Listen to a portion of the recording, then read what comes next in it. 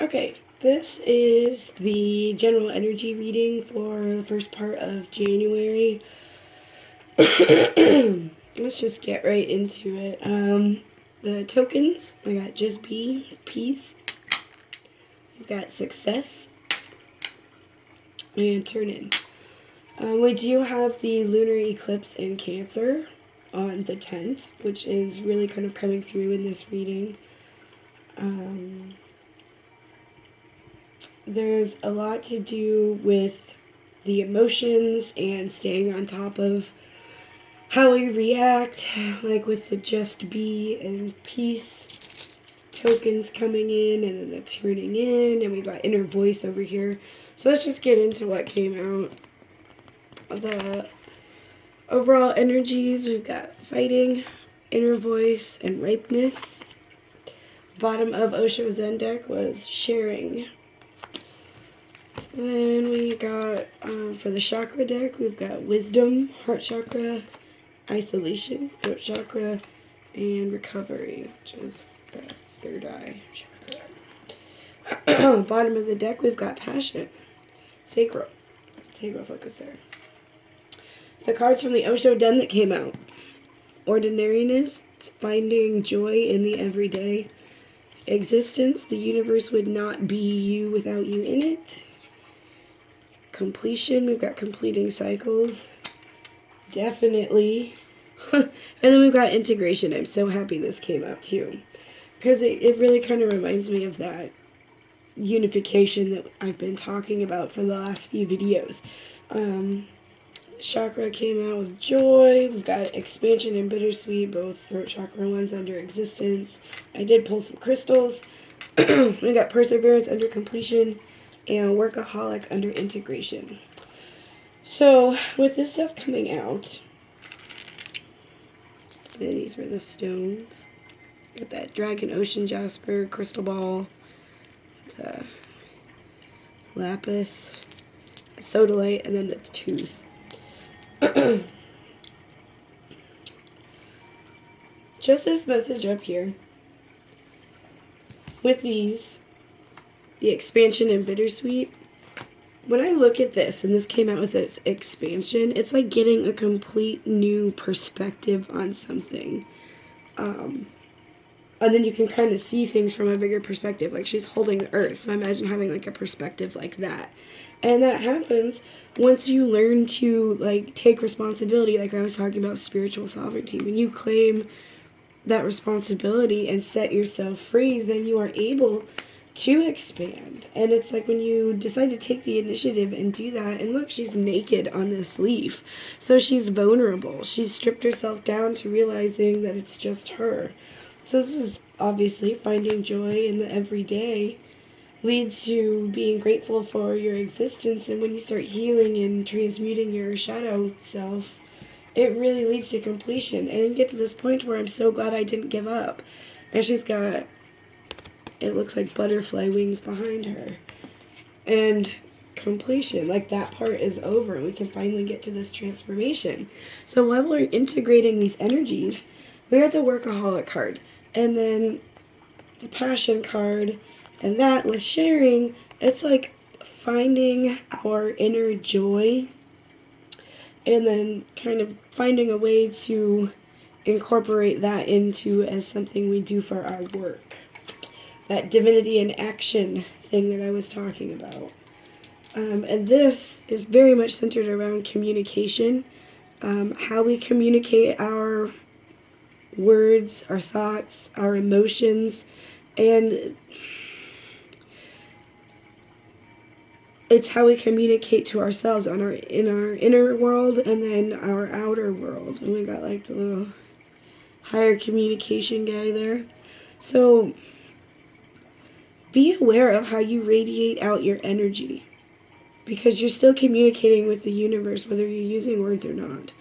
And then the dragon stone on the ocean jasper. So that's like wisdom, strength, courage, bravery, boundaries.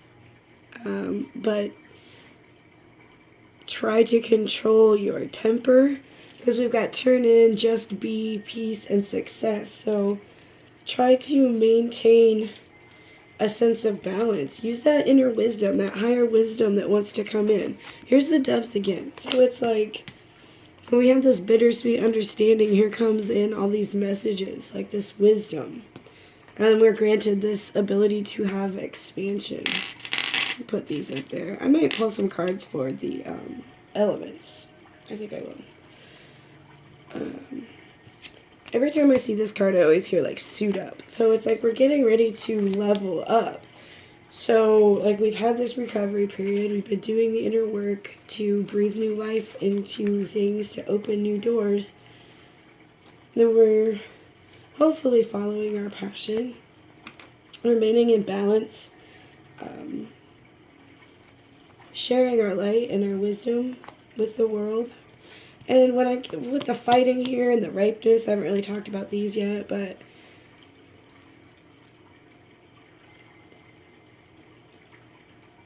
don't be afraid to let things go. It's like something's ready to be let go. We fight to hang on and we fight to let go. So tune in to your inside world and see how the ripples are flowing from the inside to the outside and the outside to the inside. Is there a flow that's here? Is it harmonious? Look, we've got the swimming dolphins. This could be Syrian energy too. Kind of looks like that Isis crown. Anyway, well, something's ready to be let go of in this. I want to look at that isolation card, and I've got all I could ever need right here. So you already have everything you need, and it's knowing that, going within to get the answers instead of seeking outwardly for someone to tell you about you. You already know about you. It's about integrating and then finding that way to let it radiate out in healthy ways. How can you become your best version? What would lead you to feel more joy? How can you feel more joyful in your everyday existence? What cycle needs to come to completion?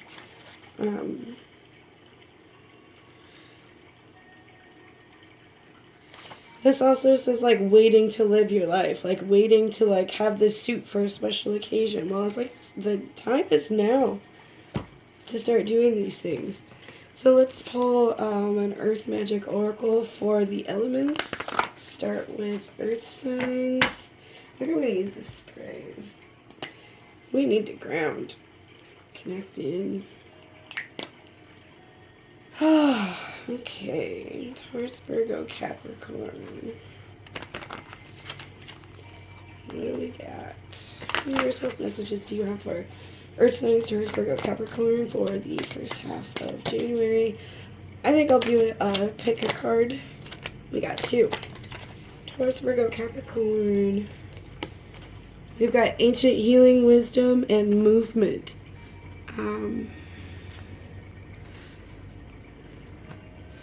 There could be some ancient wisdom coming in for earth signs, but I'm also really drawn to this native elder here, and it's reminding me of Australia and the Aboriginal people over there and doing, here we got river and water and movement. So emotions are really high. Obviously it's a lunar eclipse and it's in Cancer, and Cancer is ruled by the moon, so there's a lot of focus on our emotional energy. So that ancient healing wisdom is really making me think of like going within, doing meditation, really trying to stay centered and allow it to flow through you. Let's do air signs.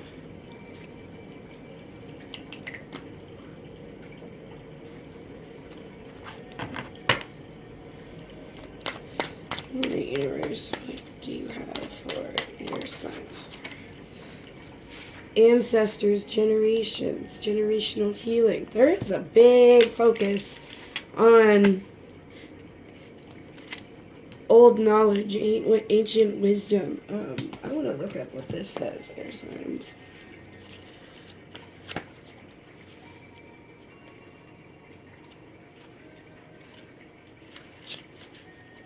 Here we go. You have within you the blood of your ancestors. You're deeply connected to that lineage, and the most immediate proof of that being the physical resemblance you have to your mother and father, and perhaps even your grandparents. Yet beyond that, although the unknown to your usual senses, you are connected to an ancestry that reaches back through the millennia. This is time to call upon those ancestors, those who are of your bloodline, as well as those ancient ones who have walked the land that you now walk. In many indigenous cultures, it is believed that the essence of your ancestors inhabits many of the physical aspects of the land. In other words, they are in the trees, the waters, the air, the animals, the stones, their blood being in the very dirt and sand you tread on. So next time you're outside, allow your senses to open to those ancestors who abide in the physical world, and any time at all, allow your heart to open to those spirits to whom you are related through your heredity and those to whom you are connected by virtue of the land upon which you live.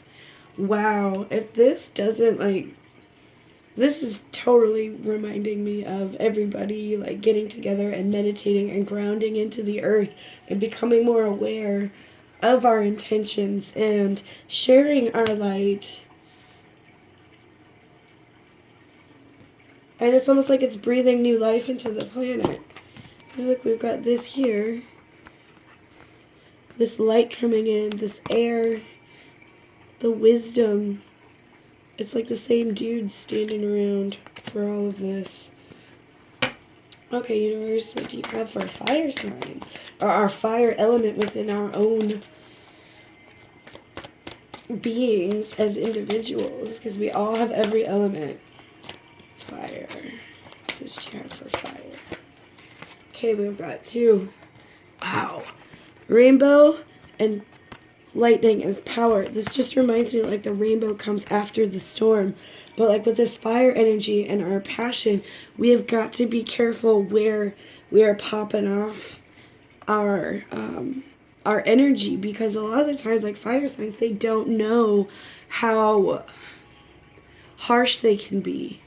And sometimes it's a little too harsh. So maybe we should watch how we speak to others, watch how we are radiating out our energy. Don't be too much like this. Thunder and lightning's good and all, but try to keep it balanced between all of that. And remember that storms bring rainbows and blessings and abundance. So if we can focus our internal energy into joy and blessings, we can have this expansion in a positive way. Okay. Water. Cancer, Scorpio, Pisces. What messages do you have for water? The water element in general. What do we have for water?